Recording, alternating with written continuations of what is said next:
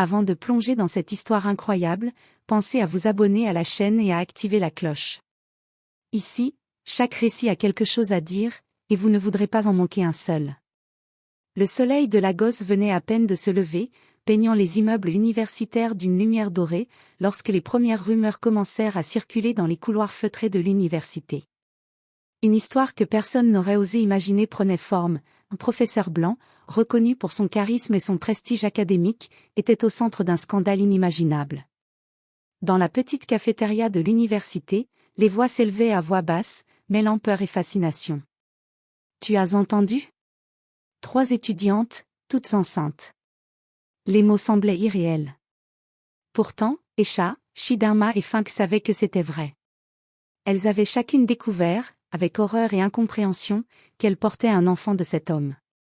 3 jeunes femmes brillantes, prometteuses, toutes victimes du même abus de pouvoir.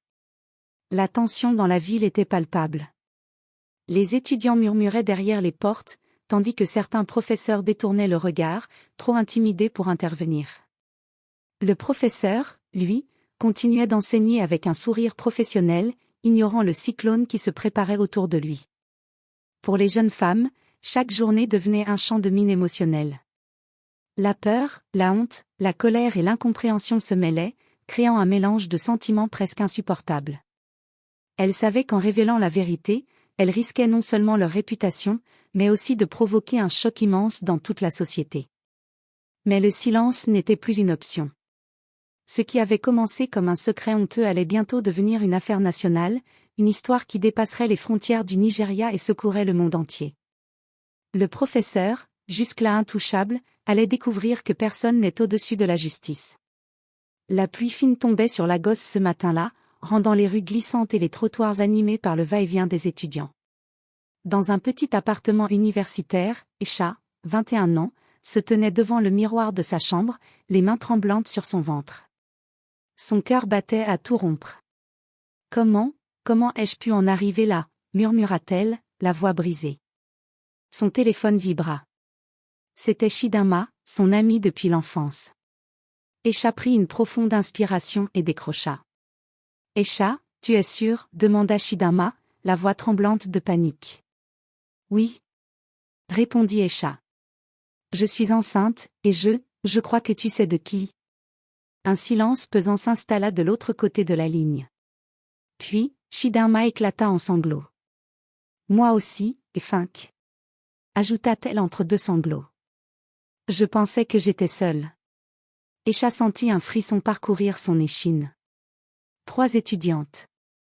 3 vies bouleversées par le même homme, le même professeur blanc dont la réputation impeccable masquait un comportement scandaleux. Plus tard dans la journée, les 3 jeunes femmes se retrouvèrent dans un petit café discret, loin des regards curieux. Elles étaient blanches de peur et de honte, mais un sentiment de solidarité naissait entre elles. « Nous devons faire quelque chose », déclara Fink, 22 ans, la plus courageuse des 3. « Il ne peut pas continuer à abuser de son pouvoir. » Chidinma hocha la tête. « Mais, et si personne ne nous croit ?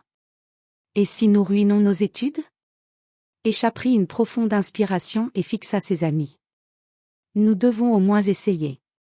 Pour nous, et pour toutes celles qui pourraient devenir ses prochaines victimes. » À cet instant, elles ignoraient encore que leur courage allait déclencher une tempête médiatique et judiciaire qui secouerait non seulement l'université, mais tout le Nigeria, et ferait parler d'elles dans le monde entier.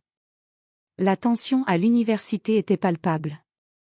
Les couloirs semblaient plus silencieux qu'à l'accoutumée, et le simple bruit des pas résonnait comme un avertissement. Esha, Chidinma et Fink savaient qu'elles devaient agir rapidement, mais la peur de représailles les paralysait. Ce jour-là, elles se réunirent dans la bibliothèque universitaire, un endroit presque désert, pour discuter de leur plan. « Nous ne pouvons pas juste rester là et attendre que ça se passe, » dit Esha d'une voix déterminée, bien que tremblante. « Il faut des preuves. Des messages, des enregistrements, tout ce qui pourrait montrer ce qu'il a fait. » Fink hocha la tête, sortant son téléphone. « J'ai conservé toutes ces conversations. Les avances qu'il m'a envoyées, les promesses. Il croyait que j'oublierais tout. Mais maintenant, tout est là, bien sûr. » Chidinma, la plus prudente, fronça les sourcils. « Il faudra être discrète. Si quelqu'un découvre que nous enquêtons sur lui, il pourrait nous faire renvoyer, ou pire. Le soir même, elles commencèrent à rassembler les preuves. Aisha récupéra les messages du professeur, Shidama prit discrètement des notes sur ses interactions, et Fink sauvegarda toutes les photos et captures d'écran compromettantes. Chaque preuve était un pas de plus vers la justice, mais aussi un risque énorme pour leur sécurité. Le lendemain, elles décidèrent d'affronter le professeur, mais avec précaution. Dans la salle de cours, Aisha se leva pour lui poser une question, sa voix ferme mais contrôlée. « Professeur, pouvons-nous parler après le cours ? C'est important. » Le professeur, surpris par le ton inhabituellement sérieux, acquiesça avec un sourire froid. « Bien sûr. Nous parlerons dans mon bureau. » Après la classe, dans le bureau fermé, l'air était lourd de tension. « Je sais ce que vous avez fait, » commença Aisha, le regard brûlant. « Vous avez abusé de votre position, de nous trois. » Le professeur fronça les sourcils, feignant l'indignation.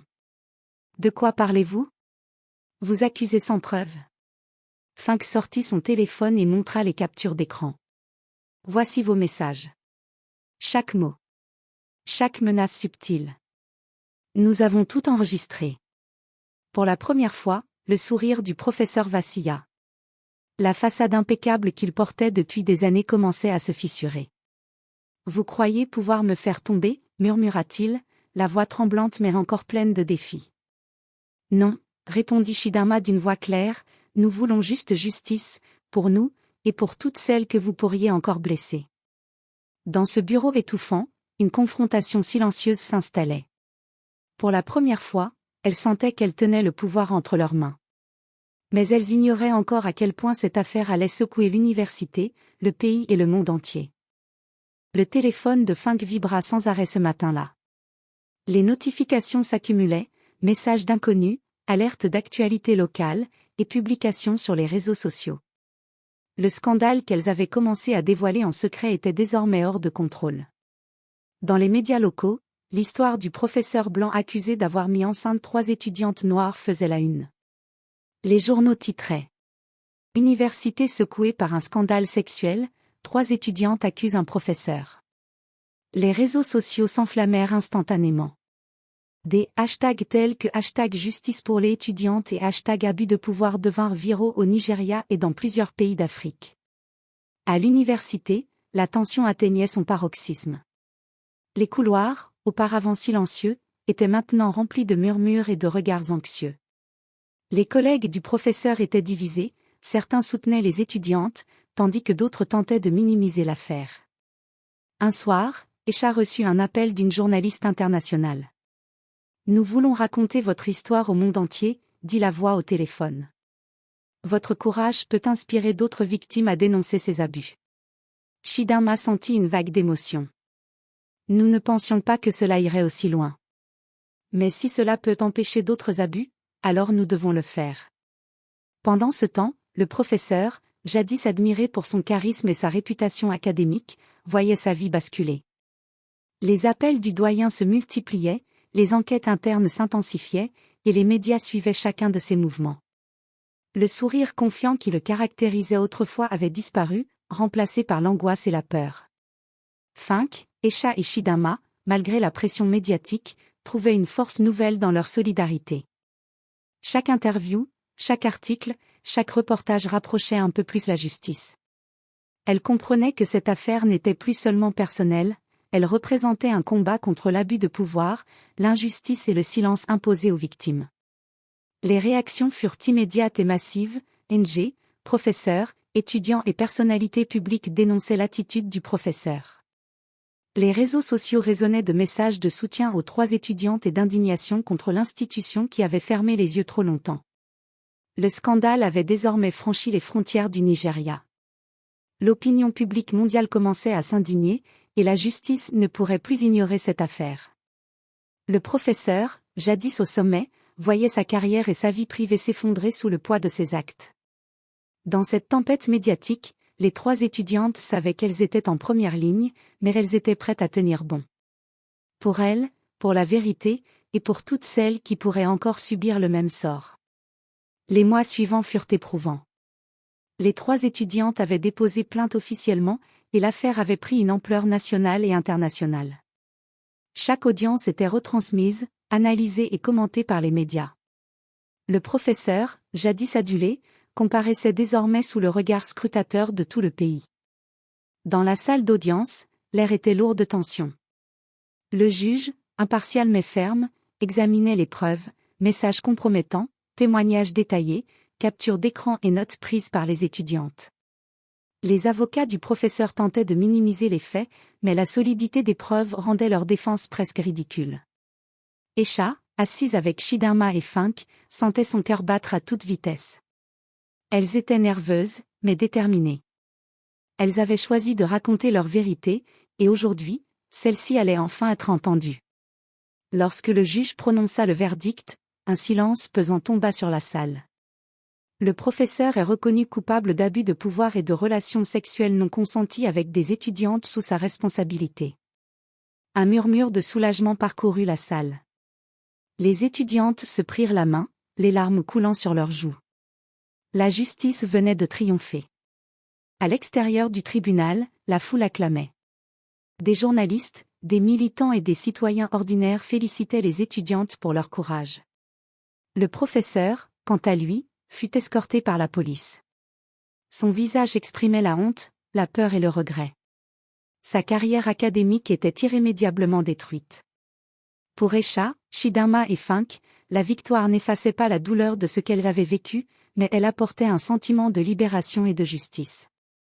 Leur histoire devint un symbole puissant, inspirant d'autres victimes à parler et poussant les universités à renforcer leur politique de protection des étudiants.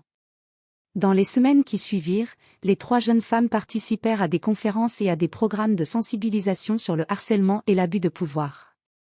Leur courage avait non seulement changé leur vie, mais aussi celle de milliers d'autres. Et tandis que le Nigeria et le monde entier se remettaient du choc, une leçon demeurait claire: le silence protège les abus, mais la vérité, même difficile, finit toujours par triompher.